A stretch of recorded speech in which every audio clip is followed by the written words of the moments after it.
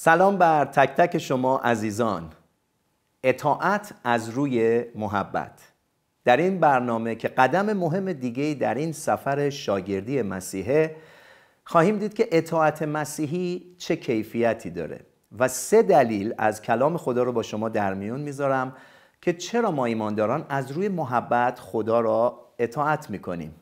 وقتی صحبت از اطاعت میشه، مخصوصا برای کسانی که از زمینه مذهبی میان مثل خود من، ناخودآگاه یاد تشریفات سخت و خشک مذهبی میافتیم و یه جورایی میخوایم از این اطاعت فرار کنیم. من شخصا قبل از اینکه با عیسی مسیح آشنا بشم و ایمان بیارم، به خاطر وحشت از غضب خدا بود که باید از او اطاعت میکردم، نه به خاطر محبت خدا. ولی وقتی با عیسی مسیح آشنا شدم، محبت خدا رو چشیدم و فهمیدم که خدا پدره و پدری دلسوز و مهربان، پدری نیکو که به خاطر من گناهکار پسر یگانش رو داد تا منو نجات بده.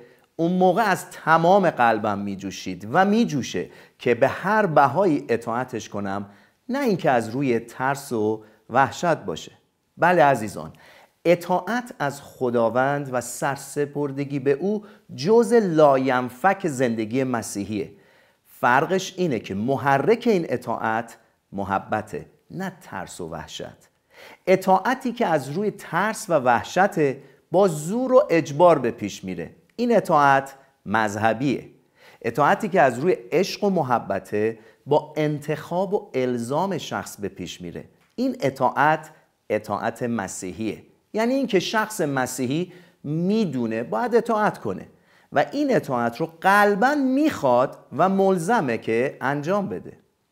خب 3 دلیل از کلام خدا چرا ما ایمانداران مسیح از روی محبت و قلباً خدا رو میخوایم اطاعت کنیم. دلیل اول اینه که او اول ما رو محبت کرد. اینو در نامه اول یوحنا باب 4 آیه 10 میبینیم. محبت همین است، نه اونکه ما خدا رو محبت کردیم، بلکه او ما رو محبت کرد و پسر خود را فرستاد تا کفاره گناهان ما باشه. درک این محبت و جانفدایی عیسی مسیح برای نجات ما دلیلی هست ما رو وامی داره، از قلبمون میجوشه که با تمامی وجودمون او رو اطاعت کنیم. دلیل دوم اینه که میخوایم به شباهت عیسی مسیح بشیم. اینو در رومیان باب 8 آیه 28 و 29 میبینیم.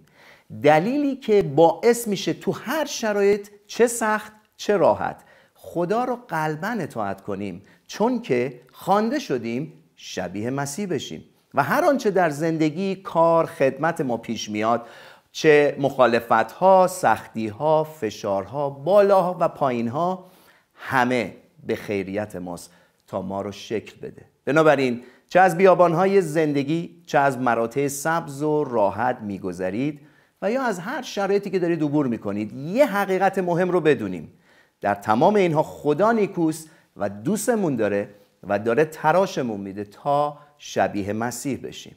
پس با تمام دل ادامه به اطاعت بدیم. قطعاً فیض و قوت او ما رو کافی است.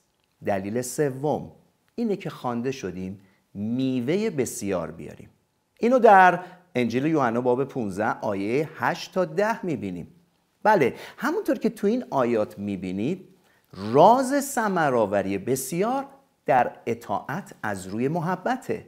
وقتی اطاعت میکنیم داریم نشون میدیم واقعا دوستش داریم و در محبت او ماندیم و نتیجتاً بسیاری از مردم جذب عیسی مسیح میشن. در آخر میخوام با این نصیحت عیسی مسیح تموم کنم.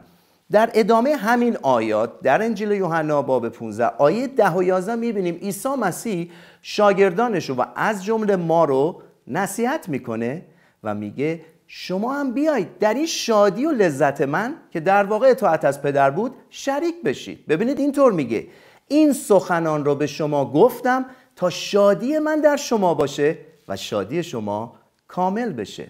بله عزیزان، اطاعت از خدا یه شادی و لذته و این یه تصویر صحیح از اطاعت خداست. بیایید در این لذت اطاعت که از روی عشق و محبت شریک بشیم و در آغوش بگیریمش.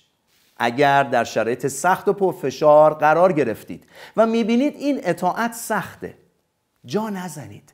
در پرستش و دعا روی خدا رو بطلبید، منتظرش بمونید و قوت و فیض مضاعف او رو دریافت کنید. در چنین شرایط سخت و پرفشار بدونید خدا با شماست، نه به ضد شما.